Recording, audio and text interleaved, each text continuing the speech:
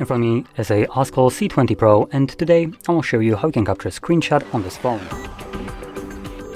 To get started, you'll want to open up content that you wish to capture. I'll be using home screen as an example for this, so it's already open and visible on my screen. Once that's the case for you, all you need to do is hold the power button and volume down at the same time. You'll have this flash along with a pop-up and share and edit options visible for a brief moment. They will disappear after that moment. And once they do, you can find the captured screenshot in your gallery application.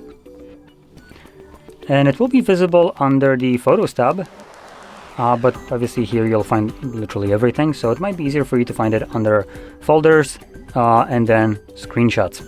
So this will be just category of screenshots and nothing else will be found in here, so it makes it much easier to find your screenshots. So there we go. Now, if you found this video helpful, don't forget to hit like, subscribe, and thanks for watching.